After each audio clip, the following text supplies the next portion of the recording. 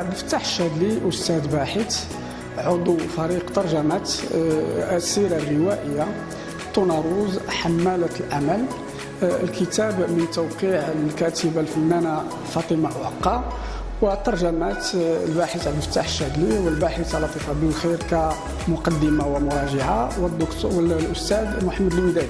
الكتاب يحمل عنوان طناروز. طناروز هي شخصية التحدي، شخصية الأمل، الشخصية التي تبحث دائما عن إيجاد حلول لمشاكل صعبة. هذه الشخصية التي هاجرت في ريعان الشباب لتجد لنفسها موطئ قدم في الغربة، وأن تندمج وأن تنفتح وأن تحتك بثقافة الآخر، ثقافة الأجنبي، ولكن دون تصادم، وإنما مع هذا الاحتكاك ولد في دواخلها نوعا من الاندماج والانفتاح مع هذا الآخر واعتراف بثقافة الآخر في اندماج تام مع الآخر. إذن الكتاب يحكي عن مجموعة من الظاهرات اللي هي اجتماعية وثقافية كرحلة العطار و يعني طقوس الحمام إلى آخره من الظواهر الاجتماعية التي يمكن أن تستفيد منها الأنثروبولوجيا في التحليل والمعالجة.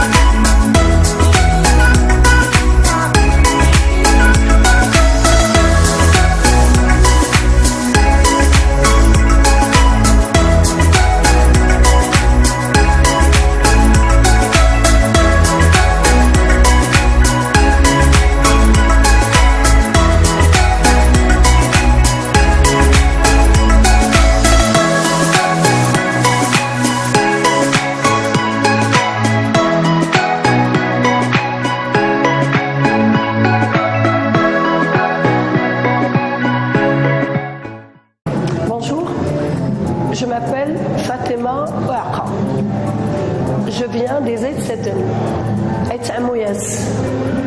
Mes parents ont habité Aït-Amouyas et mon père, Abqadr Oussedden, j'ai né Taqa. Donc j'ai été élevée ici aux Aït-Sedden, Qabila d'Aït-Sedden. Je ne vais pas raconter tout parce qu'il y a plein de choses qui sont ici dans ce livre-là. Mais d'abord, je tiens à remercier l'association des Aït-Sedden dont le président il est Omar Ouididel, qui déjà m'a invité en 2013 pour me présenter à un public des Aït-Sedden que j'adore et que j'ai eu le plaisir de connaître.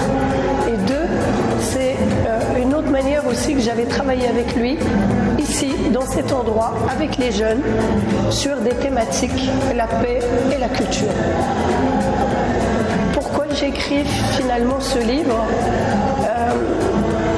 D'abord, j'habite en France et j'ai eu le plaisir de rencontrer 3 personnes grâce encore à Omar qui m'a présenté son frère et ensuite pour traduire ce livre en arabe.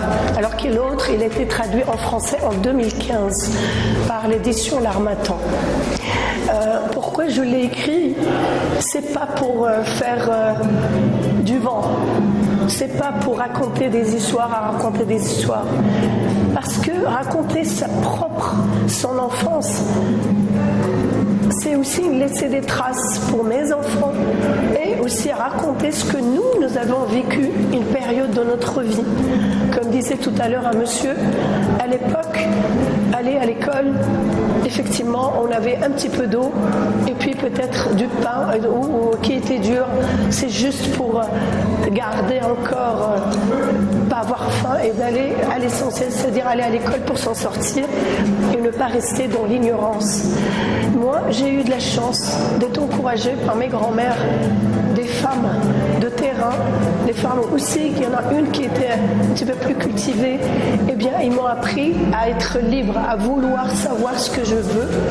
Donc, c'est une société, finalement, qui est belle, mais d'un autre côté, elle avait besoin d'aller plus loin, c'est-à-dire ne pas rester simplement ici, parce que avancer, ça permet de réfléchir, d'imaginer qu'un ailleurs peut exister. Qu'il existe à Fès, qu'il existe à l'étranger, peu importe, c'est d'avoir la curiosité d'aller plus loin dans les réflexions et d'aller plus loin aussi dans l'instruction. Et savoir lire, comme je vois ici, c'est une bibliothèque qu'on doit avoir dans sa tête pour nous aider aujourd'hui à survivre. Rester, ne rien savoir, c'est franchement, ça ne nous aide pas à connaître l'autre. C'est grâce au voyage, grâce au rapprochement de l'autre, on s'instruit, parce que l'essentiel, enfin pour moi, me rapprocher des autres cultures m'a enrichi et ne pas rester dans l'indifférence, plutôt dans connaître d'autres cultures, pas dans la différence, mais plutôt ne pas rester dans l'indifférence, dans l'ignorance. Et savoir lire, je trouve que c'est un passeport pour la vie extraordinaire, un passeport pour la culture extraordinaire. Déchiffrer des mots, ça paraît rien, mais les lire, c'est extraordinaire. Alors, je me suis dit, il faut que, j'aime pas dire il faut laisser une trace, c'est pas mon but, c'est comment raconter une histoire qui est la mienne et celle aussi des autres petites filles d'une manière poétique, sans condamner personne. C'est au fond, c'est une prose qui est légère, qui est sans condamner, mais simplement s'inspirer deux histoires, des petites tunes à roses à qui leur est arrivé plein de choses. Aujourd'hui, je suis aux Aït-Sedden, au cœur de mes émotions, pardon, j'en bégaye, au cœur de mon cœur. Je ne sais pas comment remercier tout le monde, toutes ces personnes qui ont pris cette initiative de m'inviter. Et puis surtout, mettre en image et en parole avec une grande grande femme pour moi que j'ai rencontrée. C'est une femme de cœur, d'amour, qui s'appelle Latifa Belkhair. Latifa Belkhair, elle a senti les interlignes du livre. Elle les a condensées et elle les a racontées à sa manière pour pouvoir dire une histoire, elle peut être belle quand on a conscience de ce qui est dedans. Quand on sait la raconter de manière belle pour pouvoir aussi donner envie à d'autres petites filles, quel que soit le pays, d'autres Tounaros qui sont à l'abri, qui sont dans l'ombre, de les encourager à dire le ressenti.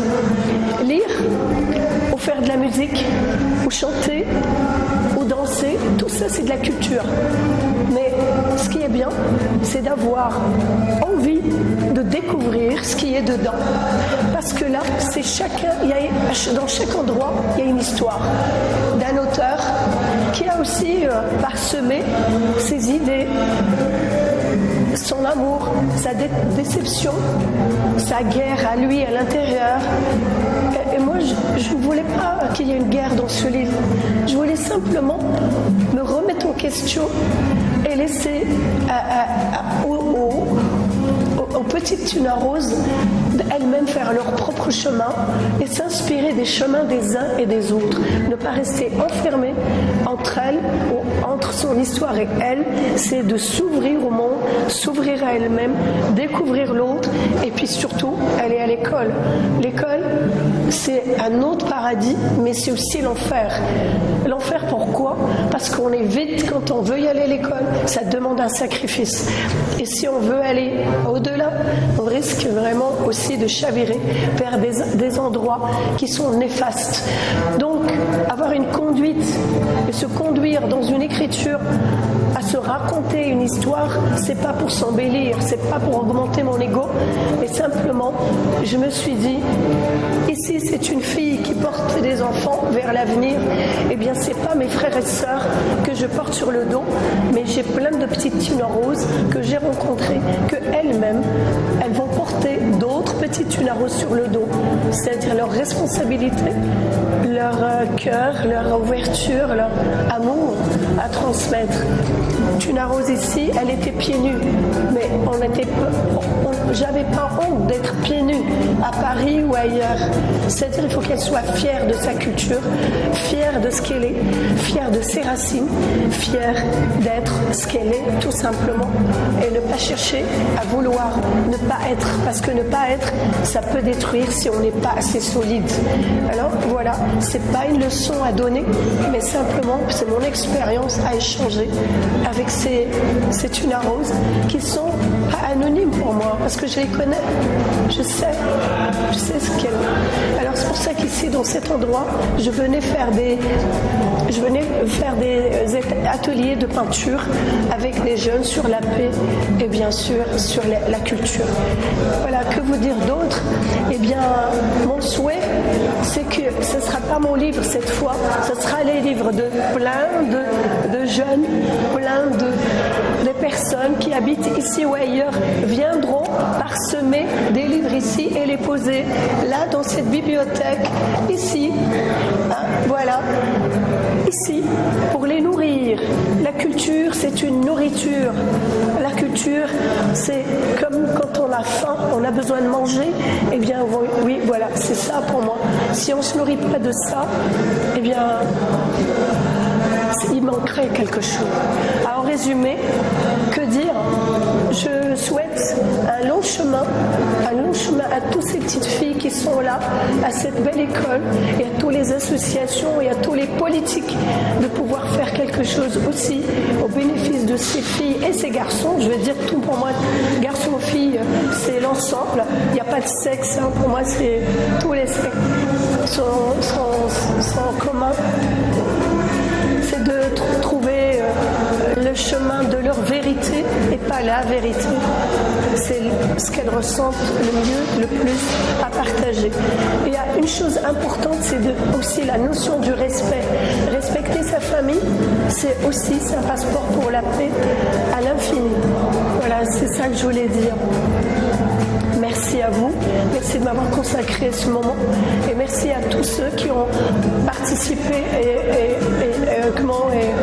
d'avoir organisé cette manifestation sur un territoire des Aït-Sadem. Merci à la terre de me laisser encore vivante pour ce moment-là très intense, à pouvoir vous parler et voir l'Atoufa jouer. Eh bien, maintenant, aujourd'hui, j'ai une bonne nouvelle que j'ai entendue, c'est que mon livre il va être traduit en amazigh. C'est encore plus, ça, je ne vais pas pleurer 3 larmes, je vais encore beaucoup pleurer, mais enfin, de joie. Voilà, je vous remercie.